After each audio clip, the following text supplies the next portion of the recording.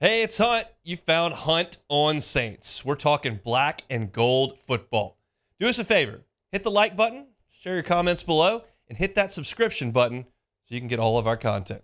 Enjoy. As the playoff teams in the NFL get set to start their trek toward a hopeful Super Bowl, the Saints are at home and evaluating the entirety of the organization and how to move forward after what I would term a disappointing 9-8 season.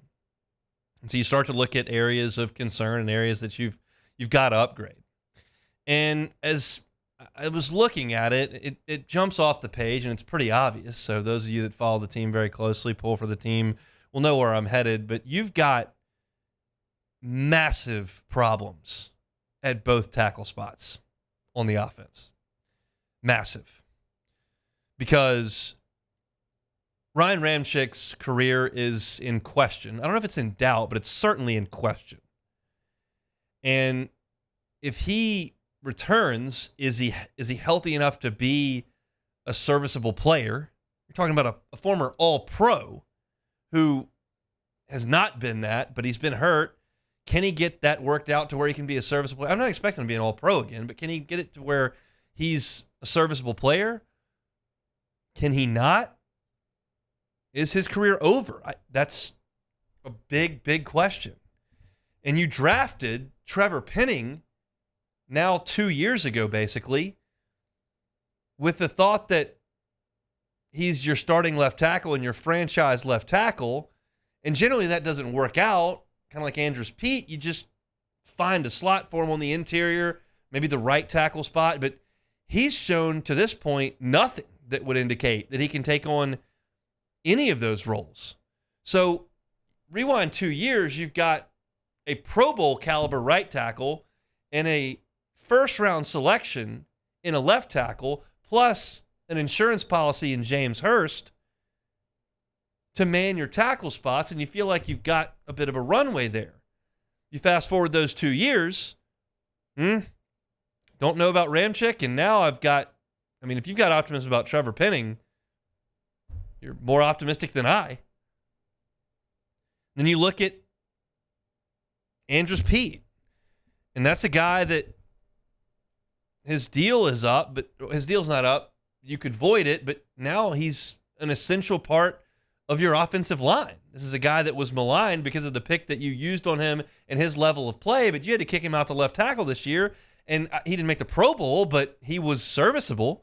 You're now going to have to extend Andrews Pete because you don't have a choice.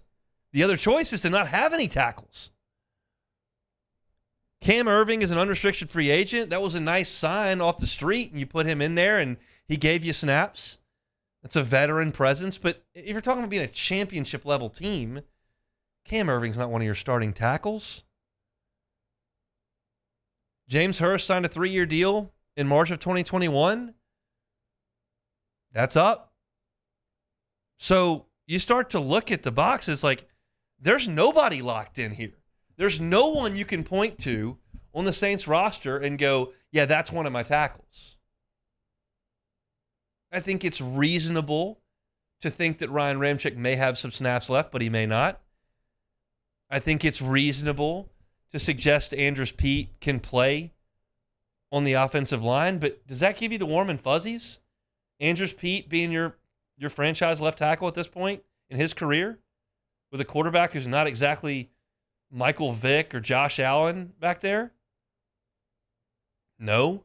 You don't know what Trevor Penning's doing. Might be on the field goal team at this point. That's his contribution. And you got a decision to make on Cam Erving. So you can try to address this in the draft at the 14th pick and hope that there's a run on quarterbacks and that the wide receivers are taken the way they usually are. I saw a mock draft this morning that had J.C. Latham, big Alabama right tackle, targeted to the Saints. And that makes some sense. Bama's line wasn't great this year, but I don't think Latham was a huge problem. You had a true freshman at left tackle. It's not a surefire thing, but as I sit here 3 months before we crank the draft up, you got to think that the Saints are going to have to target tackle early.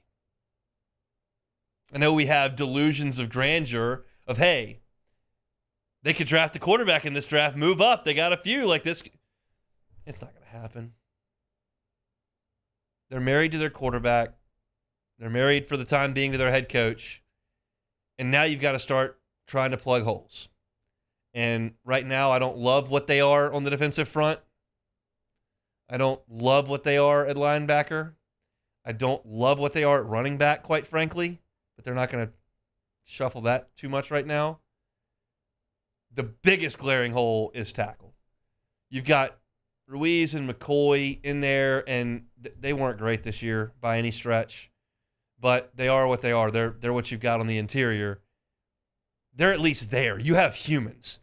I got nothing at tackle. I've got Ryan Ramczyk that's maybe not there. I've got Trevor Penning, who probably can't play. I've got Andrus Peat and Cam Irving and James Hurst that could be out of town if you don't re-sign them. That's nothing. So from where I'm sitting here, where I'm working off of is Andrus Peat extending his deal. Hopefully Ryan Ramczyk comes back, and you got to make a draft pick early. You can, generally speaking, go find the same veteran in Hurst or Cam Irving that's maybe was a starter once upon a time and now has moved toward the middle or twilight of their career that you can add as a depth piece that can still play. Cam Irving far from embarrassed himself this year, and if you want to bring him back, sure. You have to pay him, but sure. As far as your starters go, though, that is a glaring hole. And it's more fun when the Saints go up and trade up for Brandon Cooks or go grab Chris Olave. That's fun. Fun to draft Kendre Miller because you turn on the highlight tape and, oh, man, look at the touchdowns. Look at the playmaking ability. Look at the athleticism. Not as fun to go grab a defensive lineman and an offensive lineman. But the Saints have proven that they like to do that. We've seen that with McCoy and Ramczyk and Ruiz and Penning. We've seen that with Brzee. Like, this is Davenport, Rankins. Like, that's kind of the MO. And if we know anything at this point, is that this Saints brass, though Breeze and Peyton are not here, still walking those footsteps. So maybe that's the positive here, is that, yeah, they're set in their ways, but their ways are to address things up front, and they really need to address things up front. They just need to do a better job of drafting than they did with Ruiz, or they did with Peyton Turner or Trevor Penning or some of these guys that just have not worked. That, to me, job one in the offseason outside of maybe getting somebody else to call the plays. But as far as personnel goes on the field, that's a big, big deal for the New Orleans Saints. Hey, it's Hunt. Thanks for watching Hunt on Saints. Before you leave, help us out a little bit. Hit that like button, leave your comments in the section below, and hit that subscribe button so you get all our content right here from Hunt on Saints. We'll see you next time.